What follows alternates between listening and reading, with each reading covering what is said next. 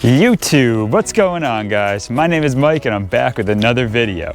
And today I got a pretty cool one for you guys. What I have here is a blueberry plant, specifically the jelly bean blueberry. A pretty cool variety that I've never actually grown myself, but I've tasted the blueberries and they are delicious. Much better than the jelly beans themselves. I don't personally like those, the fake sugar beans, but the blueberries are amazing. So what I'm going to teach you guys today is how to plant blueberries, and other small bush plants and fruit trees too can fit in this category. So let's go ahead and get right into it. Okay, so before I get started, I just want to explain to you guys what kind of tools you're going to be using. To start, you're going to need a rake. Now this is kind of specific. You might not need a rake, but in my case I'm going to need a rake, and I'll explain to you why when we get to it, but it's a pretty important piece. Second, you're going to want to use a spade. So there's a specific reason why you want to use a spade versus a rounded shovel or a pointed shovel, and I'll get to that later in the video as well. And lastly, you're going to want to use a mycorrhizal inoculant. What mycorrhizae fungi is a beneficial fungal spore that attaches to the root system of plants. And what that does is it creates a symbiotic relationship where the fungi can now reach out further distances into the soil because it's a much smaller diameter and grows in a much different way than roots do. And it can seek out different types of nutrients and micronutrients for the plant, brings all of that stuff back in its hyphae or its rooting system and its net system, brings it back to the plant, and then trades beneficial micro and macronutrients that it sources to the plant in trade for sugars that the plant produces through photosynthesis, something that the fungi can't do itself. So it's a symbiotic relationship, and it does a little bit of a trading system or a marketplace in the soil. So you definitely want to add this stuff, which will help all of your plants grow much better. This particular mycorrhizae fungi that I have here is it's from Extreme Gardening, and it's called Mycos. Now there's a bunch of different brands and companies, and I'm sure they all do the same thing. This particular one I find is the best bang for the buck, and I'll leave a description for this down in the link below. So yeah, let's go ahead and get started, guys. Okay, so here I am at the location where I'm going to plant the blueberry. So first, what you have to do is find the location where you want to plant your blueberry plant. What I like to do is, this is my other blueberry plants here that I planted in previous years. So I want to keep everything kind of together. Now the best thing you can do is first take your plant itself and then place it somewhere around where you want it to be. That's typically how you pick your spot. Sometimes Lulu helps me find the spot. So come here, Lulu, come on and help me find this spot here. She's the best spot finder for all the plants. I really do appreciate her efforts when it comes time to hanging out in the garden. Right, Lulu? Good girl. Yeah, so once you find your spot, you're going to want to then clear away the wood chips. Now this is where the rake comes into play. So let's go ahead and get the rake out, and let's move some wood chips out of the way and get ready to start digging. So like I promised, I was going to explain to you about why you might need a rake. So in my case, I use wood chips as a mulch layer to cover up the soil. And what you don't want to do is you don't want to mix wood chips into your soil when digging in new plants. Wood chips are mainly carbon, and what they'll do when you bury them into soil is they'll lock up nitrogen in the effort to break down and equalize to create soil. So you definitely don't want to mix these into the soil, because what they'll do is they'll steal the nitrogen from the plants around it and the root systems around the wood chip that are trying to use the nitrogen to grow. So there's only a finite amount of nitrogen in the soil. Without adding chemical nutrients, we definitely don't want to be locking most of it up by accidentally mixing wood chips into the soil. So with the rake, I'm going to pull back the wood chips and then dig down into that. So let's get started.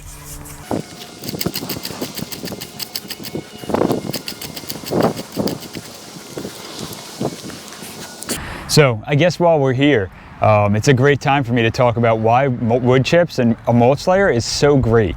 So what wood chips do is actually a couple different things in the garden. Number one, they cover the soil, acting as like a skin layer, preventing the harmful rays from the sun and the heat from the sun to dry out your soil. You don't really want dry soil when you're growing plants. So putting a wood chip layer over allows the wood chips to dry out, but not the soil underneath. So that's one added benefit, moisture retaining. The second thing is it helps you build your soil because wood chips are an organic material. They break down over time. So as they break down, they leave behind a great soil that your plants love. And that's really what wood chips do. Now there's one extra added bonus to the wood chips, and that's it creates a great ecosystem for all types of life to live in and be protected by. As you know, earthworms, they don't like the sun, so by putting a thick wood chip mulch over your garden allows the worms to come right up to the soil surface and decompose and eat the things that you want them to, and then leave their worm castings behind at the soil surface, which is excellent. You certainly want to do that. Also, it creates an environment for different types of organisms like the roly-poly pill bugs and also different species of fungi to exist and break things down.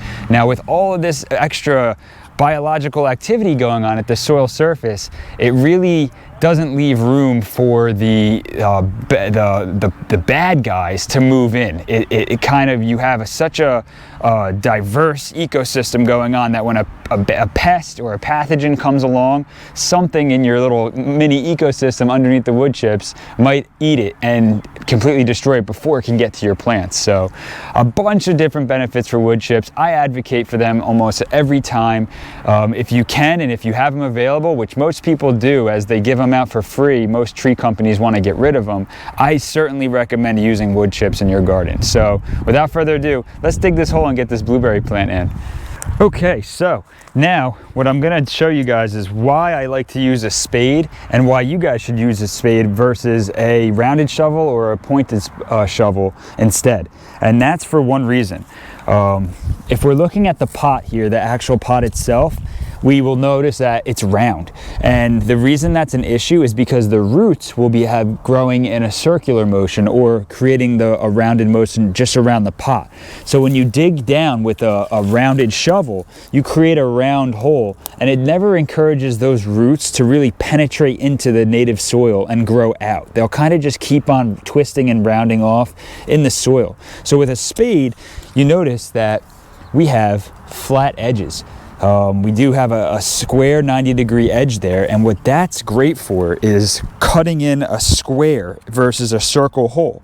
So I think we're going to put this particular blueberry plant right here, about 2 feet away from the others, and we're going to just kind of cut in our square hole using the spade.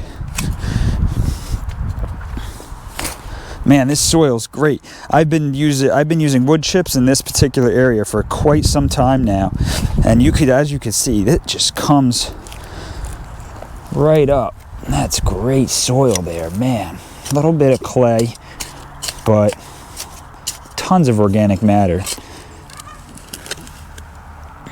As I dig down into this, I'm just seeing the worms and a ton of different microorganisms. What a beautiful sight.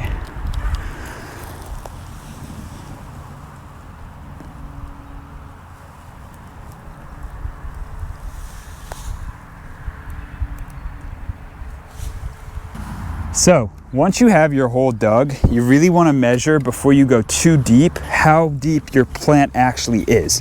A big note is you don't ever really want to plant your plant, any kind of plant, this particular is a blueberry, but you never want to plant it below the top of the soil itself of the plant.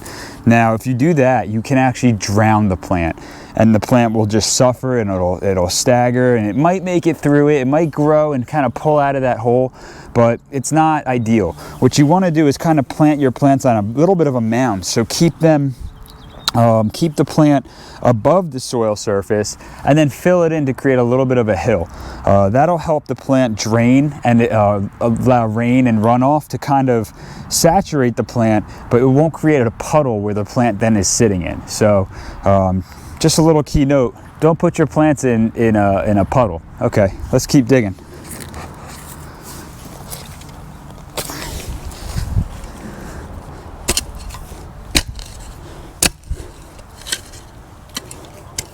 All right, guys, so I'm pretty happy with that whole depth and also width. So when you're talking about the whole width, you want to be able to fit about half of the pot width outside of your hole. This way you're giving the roots a good area to grow into for that first season.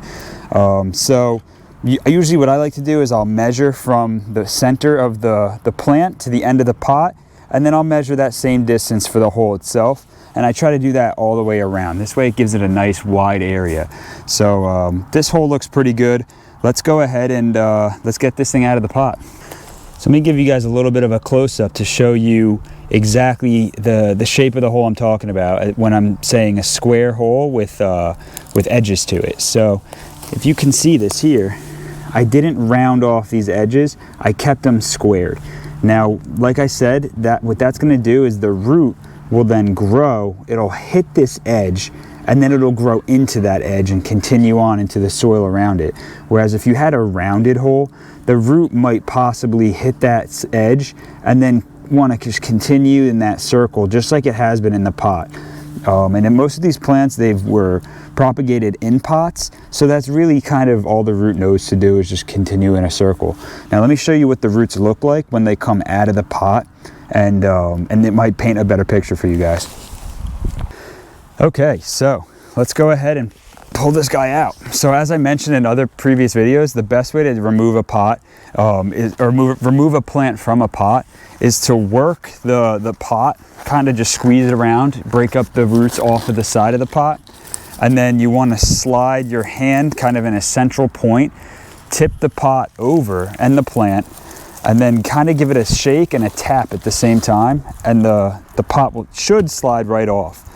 Now, as I flip this over, I can see that they have a little bit of a mulch layer, and that these roots haven't made it to the bottom of this pot yet to then start becoming root bound. This is a good sign. So let me show you guys how to apply the mycorrhizal fungi now.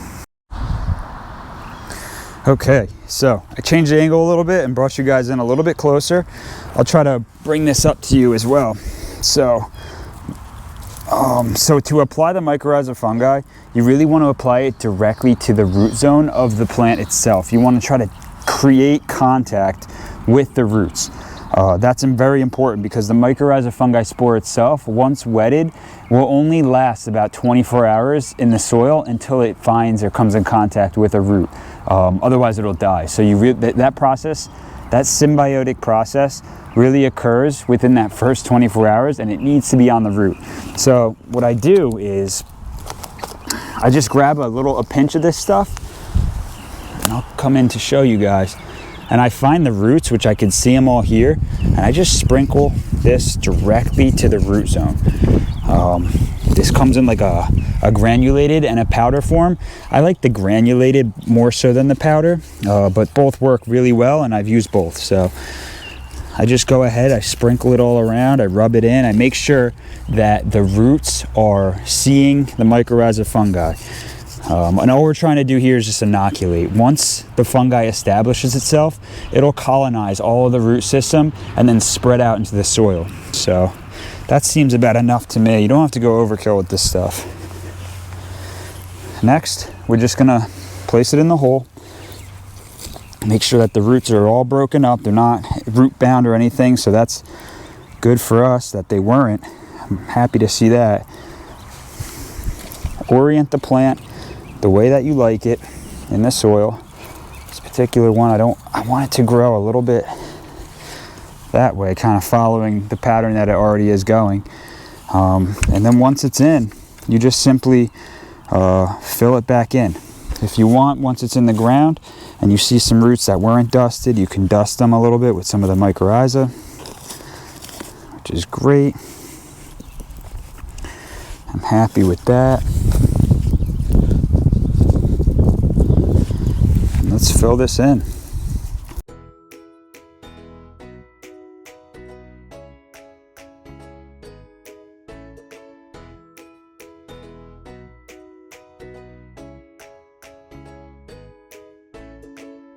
Okay guys, so once you have your plant planted into the ground and you covered it back up with soil, it's very important to note that you have to water these things in. You can't just walk away and let them be.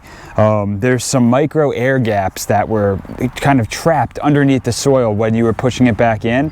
And what the watering in does is it fills in all those little gaps of air bubbles in the soil, and it'll allow the roots to kind of integrate into the native soil instead of having an air gap, which would eventually kill that piece of root. So to prevent that, you just add water, and you really want to soak them good as you water them in. So I'm going to do that now. And I guess while I do this, it's important to note that blueberries in particular, they really enjoy acidic pH, and they have a shallow root zone. So they'll grow pretty vigorously if you give them the right conditions, and if not, they could actually somewhat create their own conditions at the rhizosphere of their root zone, which is the area right around the root zone. They can kind of create their own pH, low acidic conditions in the soil. Now, the plant has to do a little more to do that. Now, I've gotten my soil tested, and I recommend you do too. My soil sits at about 5.9 in the 6.0 range, which is still acidic. Acidic is below 7.0. Alkaline is above 7.0. 7.0 pH is neutral.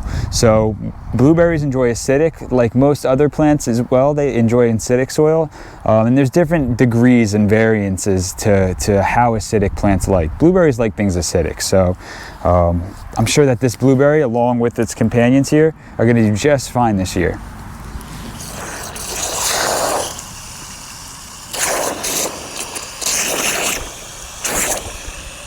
Okay guys, so now that we've completed the digging of the hole, adding the mycorrhiza, planting the plant into the hole, and then filling it back in, watering it in, it's finally time to wrap this project up. Let's go ahead and put the mulch layer back where it was and add a little bit more mulch as well. I went and got some more wood chips from our wood chip pile back at the other end of the property, where we have tree service companies dump their wood chips for free. So now I'm going to take the old wood chips, put them back around the base, shape it a little bit, and then add new wood chips to the entire area. Oh, and one more note guys, if you like this video, please like. If you want to see more from me, please subscribe. These two things really help the content that I create get spread around to like-minded gardeners like you and me. So please like and subscribe. And if you wanted to ask any questions about me or this process, or have something to add that I might not have touched, leave a comment down below. That also helps the YouTube algorithm spread around the content in the videos. So I really appreciate that. Let's get spreading some mulch.